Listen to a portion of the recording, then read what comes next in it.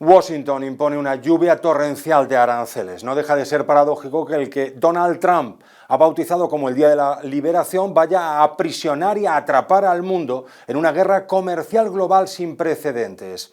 El nuevo paquete de aranceles del presidente de Estados Unidos se aplicará en breve y conllevará una tarifa universal mínima del 10% que se elevará hasta el 20% en el caso de la Unión Europea y hasta el 34% en el caso de China.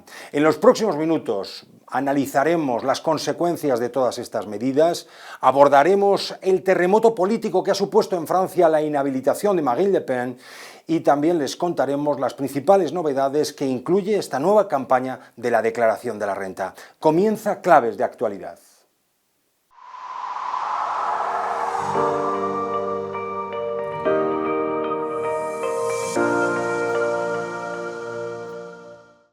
Hola, ¿qué tal? Muy buenas. El comercio mundial entra en combustión. La mecha, los aranceles que impone Donald Trump. Me acompaña en el set del Periódico de España Juan Carlos Lozano. Muy buenas, ¿qué tal? ¿Cómo estás? Jefe de especiales y redes de activos. Cuéntanos, ¿cuáles son los titulares en dos fogonazos, las principales conclusiones que podemos extraer de este paquete de aranceles que ha anunciado hoy la administración Donald Trump? Bueno, pues buenos días. Lo primero, yo creo que lo importante aquí es que pues, se ha sacudido el orden económico mundial, ¿no? Ha puesto en marcha unos aranceles de los que ya se habló durante el día de ayer, en una presentación un poco, yo diría, estrambótica, ¿no? de algo tan importante, pero que son aranceles que van desde el 20% de la Unión Europea, que son los que nos afectan más directamente, al 34% de China, por la relevancia que tiene a nivel mundial todo el comercio con China, pero que llega, por ejemplo, al 49% en un país como Camboya, ¿no? o cerca del 40%, creo recordar, en un país como Taiwán, ¿no? Yo creo que esos son los principales titulares, que Trump ha sacudido el orden económico mundial. Vamos a ver qué pasa a partir de ahora, ¿no? ¿Y qué impacto crees que puede tener en la marcha de la economía mundial ese muro arancelario que ha abierto Estados Unidos? ¿Puede llevarnos a una recesión global, como algunos expertos han llegado a apuntar? A ver, yo creo que la teoría económica, o por lo menos la teoría económica que nos cuentan los expertos, va por ese camino. No sé si una recesión, que son palabras mayores, ¿no? Pero desde luego, aranceles más altos implican precios más caros, lo cual implica más inflación, y esa más inflación lo que hará además, al subir los precios, será retraer el consumo de la gente. Todos esos factores unidos lo que provocarán es un frenazo económico. ¿Llegará a recesión? ¿El frenazo se convertirá en recesión? Bueno, yo creo que eso depende del tiempo que tarde, depende de cómo reaccione Europa, depende de si entramos en el terreno de las negociaciones o no. Vamos a ver.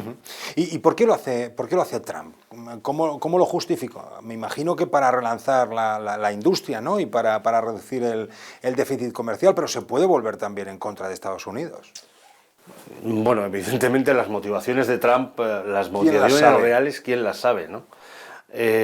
Yo creo que hay una parte de certeza en lo que él hace, en ese trato injusto que recibe de algunos países.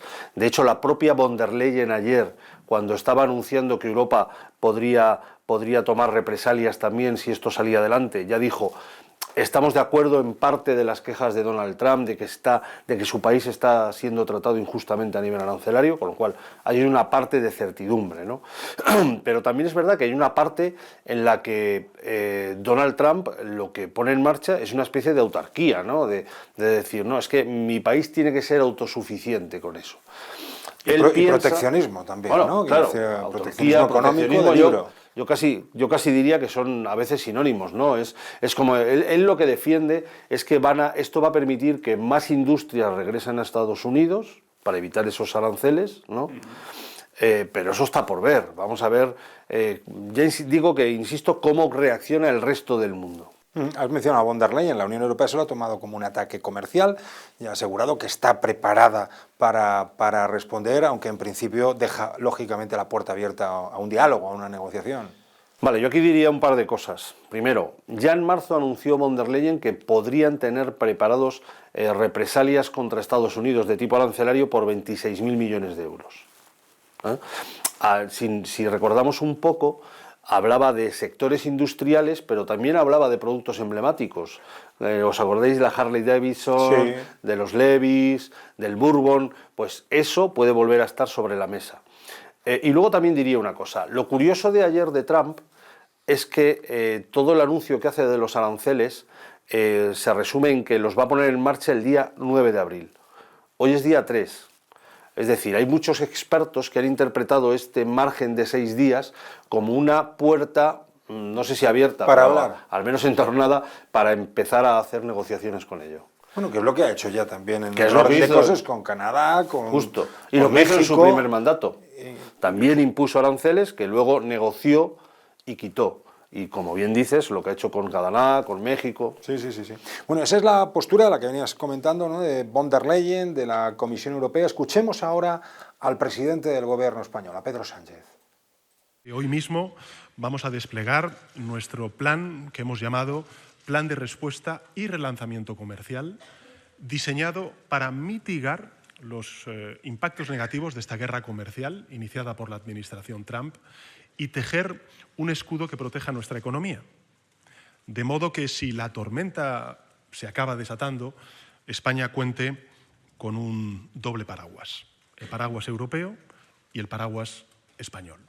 El gobierno español, lo han escuchado, va a trabajar para poner en marcha un plan de red, de colchón, de escudo para la economía española y para las empresas españolas. ¿Cómo valoras, Juan Carlos, la reacción del gobierno español?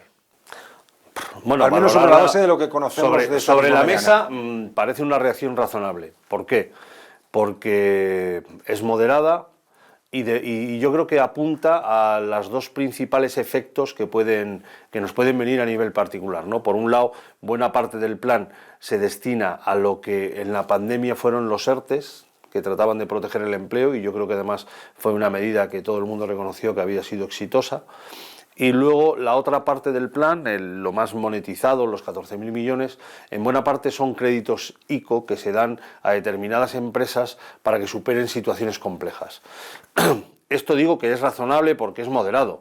Ahora, ¿es efectivo? Pues ahí hay más dudas, sobre todo porque intentar salvar determinadas empresas a través del crédito ICO va a depender mucho de lo que dure el tema arancelario. Si dura poco tiempo será efectivo, pero si se mantiene en el tiempo por cualquier causa, pues esa efectividad será más dudosa. ¿Y qué sectores productivos pueden verse más afectados en Europa? Ya hemos sabido en las últimas horas que Europa está en ese marco del 20% arancelario, pero hay sectores como el de la automoción que, si no me equivoco, Juan Carlos, si esto no ha cambiado, podemos estar hablando de un 25%. Sí. El automóvil es un sector crítico en Europa y en España. Tiene un arancel que además entra en vigor antes del día 9, por cierto, que creo que entra en vigor el día 6, del 25%, y es un sector crítico pues, porque da empleo masivamente, es una industria que da empleo masivo, es una industria que da además empleo de calidad, razonablemente bien pagado, y además es una industria en la que España tiene una posición casi de liderazgo, con todas las fábricas que hay aquí, con lo cual eso va a ser crítico para España. Luego hay muchos más sectores. Yo diría que el agroalimentario también está especialmente golpeado. El vino, por ejemplo, ya ha dicho que sus pérdidas, esta misma mañana decía que sus pérdidas podían ser de 400 millones. Vamos a ver qué pasa con todas las pequeñas bodegas que hay por España. Acordémonos del aceite de oliva, en fin, yo creo que son los dos sectores que seguramente más golpeados van a estar. Y todo el mundo hoy, por supuesto, pendientes de la reacción de los mercados a ambos lados del Atlántico. De momento, fuertes caídas, ¿no? Lo que hemos visto al arranque. Bueno, fuertes caídas que han ido moderándose, parece, ¿no? En el caso del IBEX, por ejemplo, ahora yo creo que estaba bajando como un 0,5% aproximadamente. Es que aunque es verdad que en Europa las caídas son mayores. Más allá de que las caídas sean un poco mayores o un poco más pequeñas, yo diría dos cosas. Una, no se han desplomado, no ha habido caídas superiores al 5 o al 6% por ahora. Y dos, la certeza que tenemos con los mercados es que todo esto lo que introduce es volatilidad en toda la actividad, eso está claro. Y lo que sí que está claro es que el paquete de aranceles que hemos conocido en las últimas horas va a tensionar las relaciones comerciales internacionales. Y ahí hay un actor muy importante, otro gigante en lo comercial, que es China, al que se le va a aplicar un arancel del 34%, y habrá que estar muy atento a la respuesta del gigante asiático. Bueno, primero hay que estar muy atentos a esa respuesta. Efectivamente, vamos a ver cómo la puede llevar a cabo. Pero a mí me gustaría destacar también algo que dijo von der Leyen en su momento, que ha reiterado hoy Sánchez en su presentación, que es la parte de oportunidad que tiene todo este cataclismo, ¿no? Oportunidad en el sentido de que Europa puede fortalecer su mercado interno, no olvidemos al final que son 450 millones de consumidores, pero también oportunidad de abrir nuevos mercados y estrechar lazos con otros países, como por ejemplo China y como por ejemplo India, que es otro país emergente, o algo más ya que emergente, que está en el punto estratégico de mucha gente. Pues nada, Juan Carlos, muy pendientes de la reacción de China, de Europa, de las bolsas internacionales. Mucha incertidumbre en el panorama, que siempre es enemiga de la estabilidad económica y empresarial. Muchas gracias por tu aportación. Hasta otra. Nada, gracias a ti. Gracias. Terremoto político en Francia. Marine Le Pen ha sido condenada esta semana por malversación de fondos públicos a 4 años de prisión y 5 de inhabilitación. Mario Saavedra, periodista del periódico, especializado en internacional. ¿Qué tal? ¿Cómo estás? ¿Cómo estás? Bueno, pues teóricamente Marine Le Pen no va a poder presentarse, teóricamente, a esas elecciones presidenciales del 2028. Queda todo, digamos, en el aire, y ella era la favorita. Yo, más que la favorita, diría la que lideraba las encuestas, que no es lo mismo. Y te explico por qué. Ella tenía como un 34-35% de intención de voto antes de saber que la habían condenado por malversar fondos, que esto es importante, pero todos sabemos que allí funciona el cordón sanitario, funcionó perfectamente en las últimas elecciones a la Asamblea, así que no diría tanto que era la favorita para ser la presidenta de Francia, sino simplemente que lideraba las encuestas, que es un matiz que no es menor, porque al final el relato va por ahí. Y lo dejamos en favorita según las encuestas. Liderando ¿no? las encuestas. Y luego la segunda puntualización es que lo va a revisar. Y esto llegará en principio en 2026, o sea que podría ser que le quitaran la inhabilitación para 2027. Muy bien. Nos escucha ya en París, en Francia, nuestra compañera Leticia Fuentes, que es corresponsal del periódico en la capital francesa. ¿Qué tal? ¿Cómo estás, Leticia? ¿Qué tal? ¿Cómo estáis? ¿Cómo va todo? Pues allá vamos. La condena a Le Pen ocurre, como estábamos comentando, a apenas 2 años de las elecciones presidenciales y bueno, pues de alguna manera entiendo que está dividiendo el país, ¿no? Hay partidos que abogan por reformar esa ley que la inhabilitaría, y hay partidos como el Partido Socialista que abogan por que la ley se cumpla para todo el mundo, también para Marine Le Pen. Sí, es algo que ha sorprendido bastante las reacciones políticas que ha habido, sobre todo de la Francia insumisa. Jean-Luc Mélenchon fue uno de los primeros en pronunciarse sobre la sentencia de Marine Le Pen y afirmó que no debería ser un juez ni la justicia quien inhabilitase de manera inmediata a los políticos, sino que deberían ser las urnas. Y es una declaración que no ha pasado desapercibida, que repitió ayer por la tarde en una conferencia y que, bueno, como decían, no ha pasado desapercibida. Lo que sí está claro es que con todos los juristas y politólogos que hemos hablado aquí en Francia, es que la condena es justa. El único debate que pueda haber, y es el que hay aquí en Francia en estos momentos, es si la jueza debía o no aplicar esa inmediatez de la inhabilitación o no, o debería haber aplicado una inhabilitación con pena suspendida que le permitiría presentarse a las elecciones presidenciales de 2027. Sea como sea, aquí en Francia, la pena de Marine Le Pen, esa condena por desviar fondos públicos, no es lo que realmente genera polémica. Lo que, como decíamos, lo que genera polémica, e incluso se ha llevado hasta la Asamblea Nacional el martes, fue la primera parte de debate en la Asamblea Nacional, fue esa, ¿no? Si los políticos debían ser inhabilitados de manera inmediata o no. Ajá. Estando allí en Francia, en París, Leticia, ¿qué impacto percibes que tiene la noticia en la sociedad francesa? ¿Cómo se está viviendo? Es decir, me imagino que no se habla de otra cosa allí y que además el partido de Le Pen pues, querrá sacar las protestas a la calle.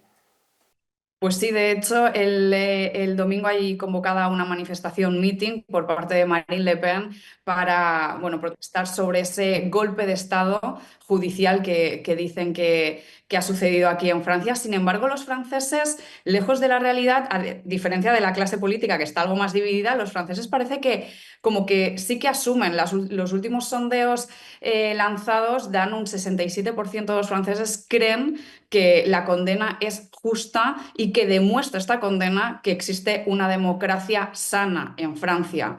Sí que es cierto que hay gente, un porcentaje más pequeño, un 30%, afirma que quizás la condena tiene tildes políticos.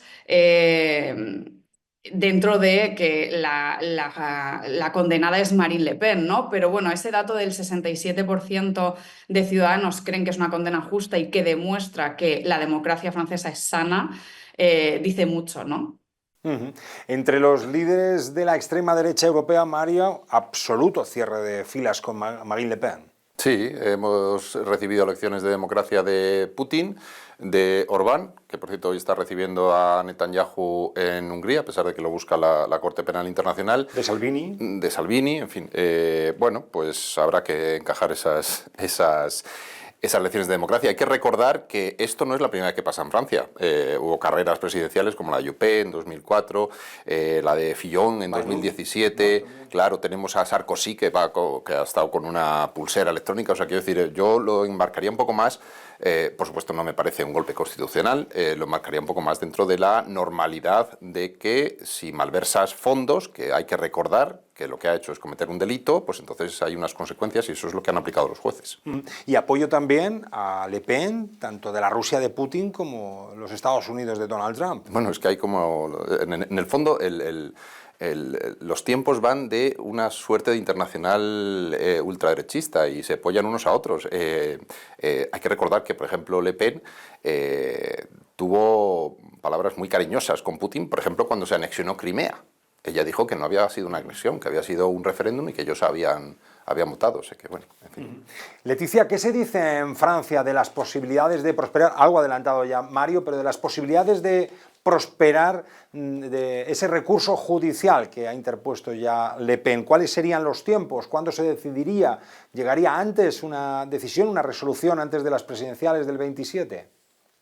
Pues mira, Marine Le Pen en las últimas horas se ha empeñado en decir que es una víctima, que le han inhabilitado de la justicia, que no le han dado la oportunidad de defenderse. Lejos de la realidad, eso es un discurso muy que se revictimiza, ¿no? Pero ya los politólogos y los juristas ya han dejado claro que lejos de la realidad, Marine Le Pen queda inhabilitada de manera inmediata como cargo electo. Es decir, para que la gente lo entienda, no se puede presentar a unas elecciones, pero aún puede ser primera ministra o ministra. Si su partido gana las elecciones con otro candidato, la pueden designar como primera ministra o ministra.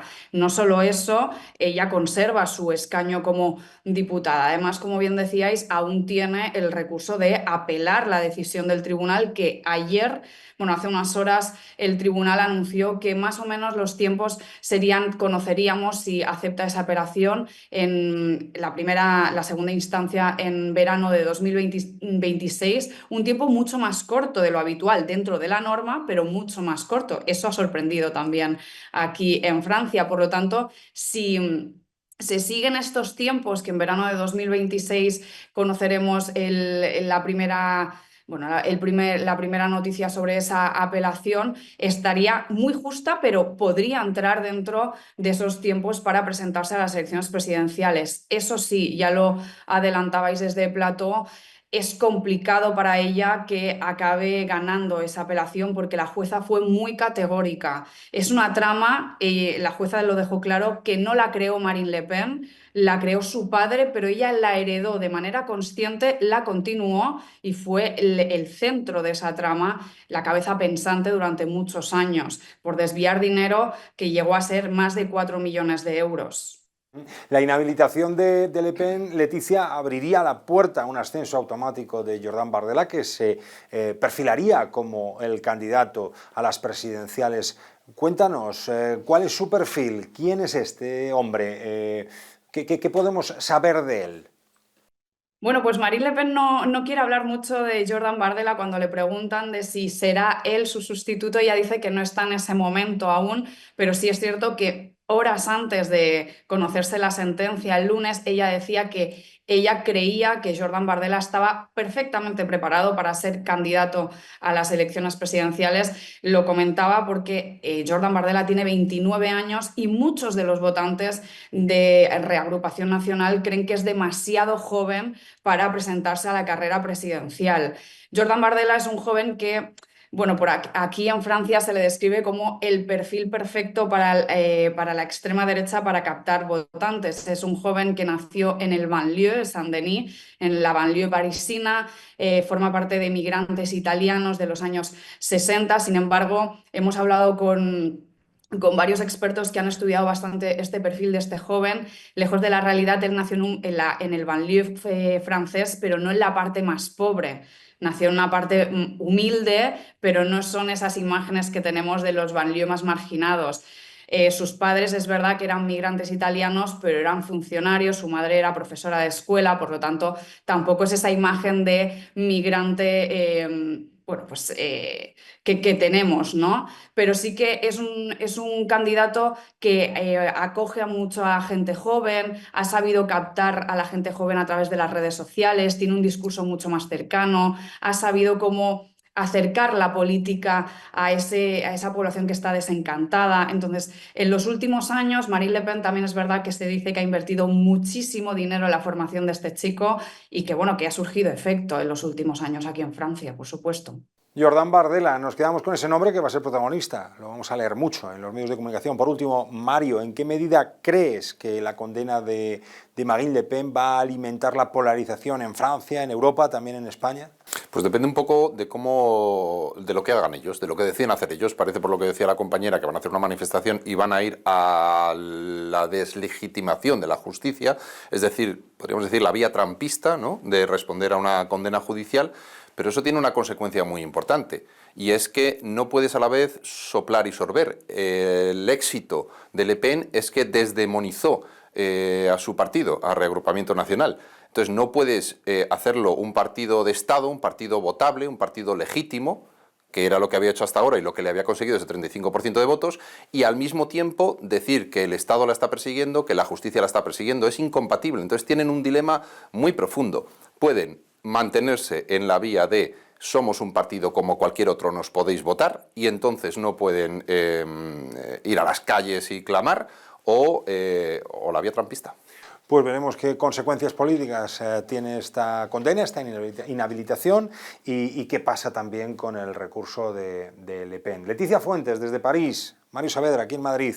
Muchas gracias a los dos por vuestro análisis. Hasta otra. Arranca la campaña de la renta 2024. El periodismo cumple también una función de servicio público y queremos contarles cuáles son las novedades de este año. Nos acompaña ahora mismo una persona que conoce muy bien esas novedades porque se las hemos leído en el periódico. Rosa María Sánchez, redactora jefa del periódico en Madrid, redactora jefa de Economía. ¿Qué tal? Cuéntanos, ¿cuáles son las principales novedades que tú destacarías? Buenos días, Armando. Pues mira, yo desde el punto de vista normativo creo que destacaría tres novedades. Bueno, la primera es que la deducción por rentas del trabajo va a ser un poco superior este año, lo vamos a notar en la declaración de la renta, sobre todo para aquellos salarios que están en la franja más baja, digamos entre los 15.000 y los 20.000, redondeando, euros por año netos. Estos trabajadores van a poder notar una mayor deducción general en sus rendimientos por trabajo. Hay una segunda novedad que también creo que es destacable, y es que las personas que tienen arrendada un inmueble que sirve como vivienda habitual para el inquilino, podrán tener unas deducciones distintas que podrían llegar hasta el 90% por los rendimientos que obtengan de ese alquiler. Digamos que en líneas generales la deducción por alquiler baja del 60 al 50%. Esa sería la mala noticia. La buena noticia es que esa deducción puede llegar al 60, al 70 o al 90% incluso si bajo determinadas condiciones, por ejemplo, si se ha rehabilitado la vivienda, si se alquila a inquilinos de hasta 35 años o si ese inmueble ha sido, o si el alquiler se sitúa el inmueble en zonas tensionadas y el alquiler se ha rebajado en el último año. También te podría destacar una tercera novedad, y es que las deducciones por los donativos que hacemos a ONGs pues van a ser un poquito más altas en esta ocasión. Más cosas, parados con prestación o subsidio de desempleo, ¿cómo queda la cosa? Están obligados a presentar la declaración, ¿no? Esto es importante, Armando, porque es que se hizo una modificación en la Ley de Seguridad Social que daba a entender que a partir de la declaración que estamos ya en plazo para presentar, todos los parados que recibieran algún tipo de prestación o subsidio por desempleo iban a tener que hacer la declaración independientemente de su cuantía. Bien, ha habido una aclaración por parte del Ministerio de Trabajo y después de la Agencia Tributaria, y la obligación se pospone al año que viene. O sea, este año tendrán que hacer la declaración los parados que reciban prestación siempre que se sitúen dentro de los límites para declarar, ¿no? O sea, que excedan de los 22.000 euros al año o 15.876 si hay dos pagadores. O sea, las condiciones generales, ¿no? Como cualquier persona, como cualquier trabajador. Pero el año que viene ya sí que se pondrá en marcha esa obligación de que, independientemente de que la cuantía sea inferior a estas que acabo de referir, sí tendrán que declararlo. Pero esto ha generado confusión y queda de esta manera próximamente que te cuento. Y leí, Rosa, en una de las informaciones que tú has precisamente publicado, ¿no? Este año se va a poder pagar por primera vez con Bizum. Sí, le vamos a poder hacer un Bizum a la agencia tributaria para pagar. Ella no nos devuelve por Bizum, todavía, pero nosotros sí que le vamos a poder pagar por Bizum. Bueno, es una de las facilidades curiosas, ¿no? A quien le resulte pagar, que es un 33%, se calcula menos incluso, o sea, aproximadamente el 70% salen a devolver y un 24%, porque hay otras que salen ni a pagar ni a devolver, un 24% saldrá a pagar. Esas personas a las que les sale a pagar podrán hacerle un Bizum a la agencia tributaria. Ajá. Y en lo que es la gestión de los papeles, muchos españoles, millones, van a poder hacer, bueno, de acuerdo con aquello que tú llamas en tus informaciones, ya ves que te leo, declaración express, ¿no? Para agilizarlo. Así lo hemos bautizado, Armando, precisamente para trasladar el objetivo de este cambio en la gestión. Y es que aproximadamente 4,4 millones de contribuyentes, que son los que tienen que hacer una declaración, les sale más sencilla, o sea, porque cuando les hagan el borrador, pues no van a tener que hacer cambios, y tampoco lo tuvieron que hacer el año pasado, pues estas personas prácticamente podrán presentar su declaración este año a través del móvil en solo 2 clics y poder solicitar ya rápidamente su devolución. Es una de las novedades de gestión de este año. ¿Y cómo va a afectar las ayudas a la DANA en la declaración de la renta? Bueno, aquí hay que tener claro, sobre todo, que las ayudas públicas que ha dado el Estado para compensar daños personales o daños materiales, ¿no?, a las personas afectadas, estas ayudas no tributan, están exentas. Y también está exenta la ayuda que, por ejemplo, un empresario pudiera haber dado a sus trabajadores, también de alivio, ¿no? Esto que normalmente sería una renta salarial, pues en esta ocasión no va a tributar tampoco. Estas son dos cuestiones que hay que tener pendiente por parte de las personas afectadas por la DANA. Y quería preguntarte por último por los mutualistas jubilados que podrán recibir la devolución de IRPF. ¿En qué casos? Bueno, esto sí que genera una incertidumbre enorme. Además, hay millones. No sabemos exactamente cuántos millones, porque la agencia tributaria se resiste a dar una cifra, pero yo creo que si hablamos de 4 millones de personas, a lo mejor no nos estamos quedando cortos. Bueno, estas personas que tienen también, se genera muchísima confusión sobre qué va a pasar o cómo se les va a poder devolver las cantidades que pagaron, que no se dedujeron en su día y que ahora el Tribunal Supremo reconoce que tienen derecho a una devolución. Bueno, pues lo que nos ha aclarado la agencia tributaria son dos cosas importantes que hay que tener en cuenta. La primera es que cuando accedan a su borrador de renta sobre las rentas obtenidas en el 2024, ya va a venir calculada de forma automática la devolución que les corresponde por el año anterior. No van a tener que hacer nada. Pero hay una segunda cuestión, y es que en el momento que se estén con el ordenador, pues el contribuyente o quien le ayude a hacer la declaración, saltará una imagen en pantalla que les dirá: cuidado, además de esta devolución que ya te hemos dicho que tienes derecho y que te vamos a practicar enseguida la devolución, le decimos que tiene que hacer usted la solicitud por todas las devoluciones anteriores. Es una manera de que no se nos olvide, ¿no? O que no se olvide que hay que hacer esa declaración. Digamos, aquí se hará la declaración, en ese momento la solicitud, que es muy fácil, apenas tienes que dar el DNI, un número de cuenta, y luego cuando estamos pendientes de que el Ministerio de Hacienda haga un cambio normativo, porque según ha dicho la ministra de Hacienda, esas cantidades que las calculará Hacienda se devolverán todas y en un solo pago en algún momento en este año, en el 2025.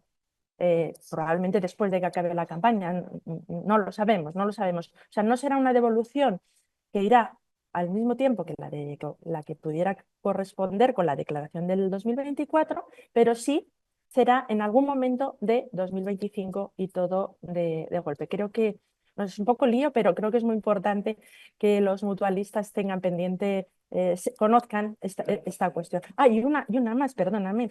En caso de que el mutualista jubilado hubiera fallecido, los herederos pueden hacer esta solicitud en su nombre y beneficiarse de esa devolución que no pudieron disfrutar los pensionistas en su día. Pues nos queda todo mucho más claro. Muchas gracias, Rosa, por arrojarnos luz, que lo de pagar impuestos es como el nacer y el morir. Todos tenemos que pasar por ahí. Muchas gracias. Hasta otra. Muchas gracias, hermano. Un saludo. Otro. Pues ponemos aquí el punto y final a Claves de Actualidad. Muchas gracias por su atención. Sean felices.